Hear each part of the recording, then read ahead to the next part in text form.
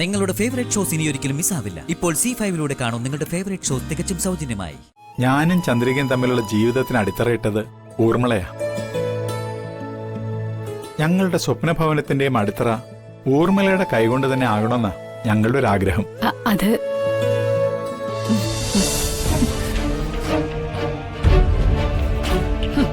ഞാൻ നിന്നെ വെല്ലുവിളിക്കുക. വസ്തുവിൽ കയറി പൂജ മുടക്കാൻ ധൈര്യം ഉണ്ടോടാ നിനക്ക്? ഉണ്ടെങ്കിൽ കാണിക്കണം.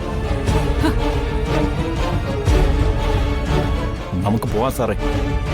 ഈ ദളവാ കുടുംബക്കാർ വലിയ കുഴപ്പക്കാരാ. അതാ നല്ലത്. ഇല്ലെങ്കി എല്ലാത്തിനെയും ഇരുമ്പൊഴി എണ്ണിക്കും ഞാൻ. മനസ്സിലായല്ലോ? ഈ ഊർമിളാ ദേവിയെ നിനക്ക് ശരിക്കും അറിയില്ല. പോടാ, പോകാൻ.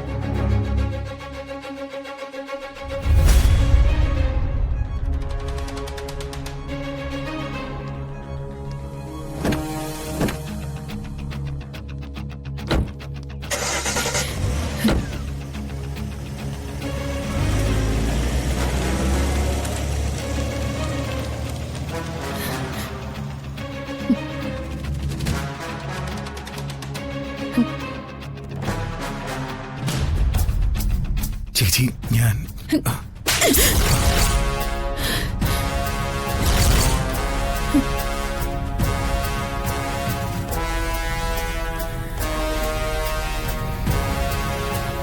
അച്ഛന്റെ അമ്മയുടെ സമ്പാദ്യം മുഴുവൻ നിനക്ക് തന്നിട്ടും നീ അവരെ ചതിച്ചോടാ. എങ്ങനെ മനസ്സ് വന്നടാ നിനക്ക്?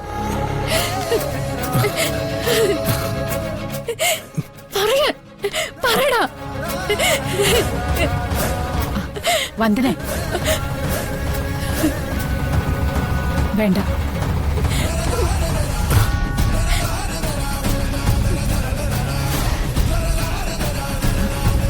പൂജ കഴിയട്ടെ. തൽക്കാലം ഇക്കാര്യം മാധവേട്ടനും ചന്ദ്രികയും അറിയരുത്.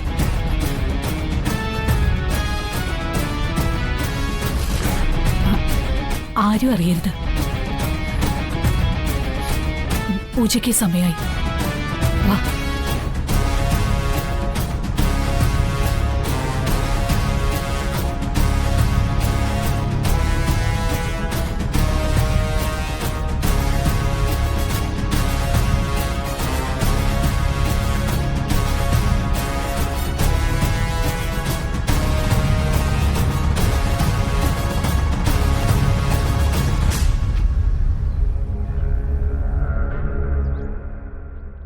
അടിയും കൊണ്ട് കരഞ്ഞു വിളിച്ചു വരാനാണോ നിന്നെയൊക്കെ അങ്ങോട്ട് അയച്ചത്? ഒരു വട്ടിപ്പലിശക്കാരനും ഗുണ്ടകളും. കല്ലിടിയിൽ ചടങ്ങ് മുടക്കി ആ വസ്തു കീഴ്മേൽ മറിച്ചിട്ടേ മടങ്ങൂ എന്നും പറഞ്ഞ് വീരവാദം മുടക്കിയിട്ടല്ലേ അങ്ങോട്ട് പോയത്. എന്നിട്ട് വന്നു മാണം കെട്ടവന്മാര്. സാറേ, ആ വന്ദനയും ജഗനും കൂടി ഊർമിള എന്ന് പേരുള്ള ഒരു ജന്തുവിനെ രംഗത്തിറക്കിയിരിക്കുക. ഊർമിളയോ? അതെ, ദളവാ കുടുംബത്തിലെ ഊർമിള. അവൾ സ്ത്രീയൊന്നുമല്ല, 10 പുരുഷന്മാരുടെ ശക്തിയുള്ള കാട്ടുകുതിരയാണവൾ. എന്റെ കർണത്തൊന്നു കൊണ്ടിട്ട് കണ്ണിലൂടെ പൊന്നീച്ച പറന്നു. അതുകൊണ്ട് 10 മടക്കി പിന്മാറണോ? എടോ, ലക്ഷക്കണക്കിന് രൂപയല്ലേ താനാ മനോജിന് കടം കൊടുത്തിരിക്കുന്നത്.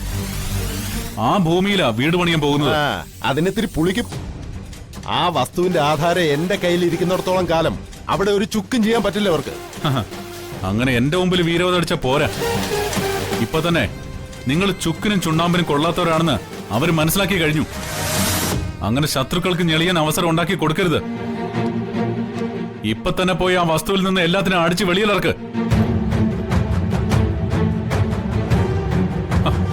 നിങ്ങൾ ആരെയായി പേടിക്കുന്നത്? ആ സ്ത്രീയാണോ? അതെ, അവളുടെ കൈകൊണ്ടൊരു പെട കിട്ടിയാലേ ആ കരുത്ത് ബോധ്യപ്പെടൂ. നിർത്തടോ. ആണുങ്ങൾ ഇങ്ങനെ ഭയക്കാൻ പാടില്ല.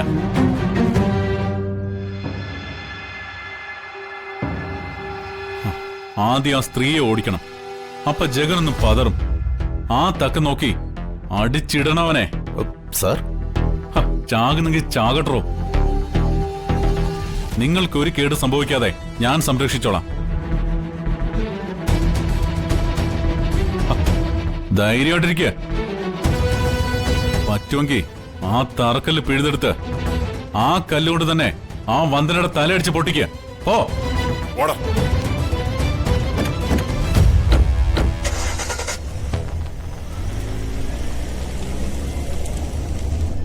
വസ്തുവിന്റെ ആധാരം പൂജിച്ചില്ല എന്നതൊഴിച്ചാൽ ബാക്കി കർമ്മങ്ങളെല്ലാം മംഗളകരമായി തന്നെ നടന്നിരിക്കുകയാണ്.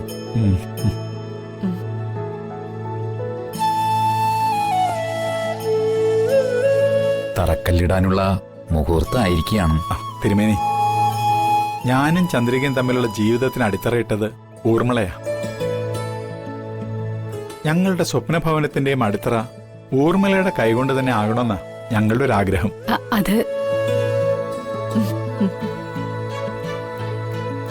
അതിനെന്താ, ആകാലോ.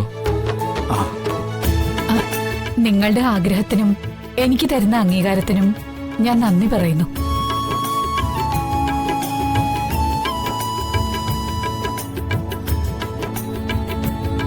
പക്ഷേ പ്രായം കൊണ്ടും സ്ഥാനം കൊണ്ടും ആ സൽക്കർമ്മം ചെയ്യേണ്ടത് മാധവേട്ടന്റെ അമ്മയാ.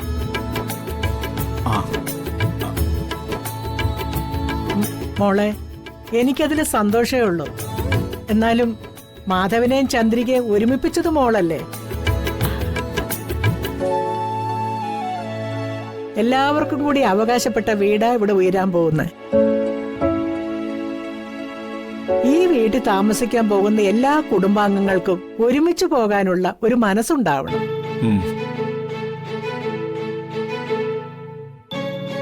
അതിനുള്ള കൈപുണ്യം ദളവാ കുടുംബത്തിലെ ഊർമിളയുടെ കൈകൾക്ക് തന്നെയുണ്ട്. ഞാൻ മോള് തന്നെ തറക്കല്ലിട്.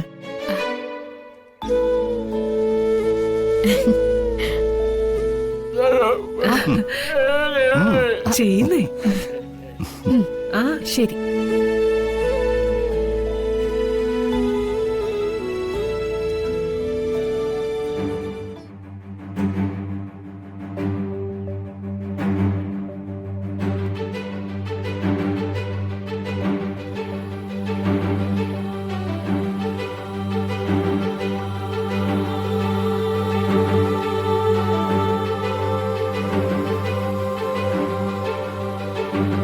നിങ്ങളുടെ എല്ലാവരുടെ അനുഗ്രഹത്തോടെ ഞാനിത് ചെയ്യുകയാണ്.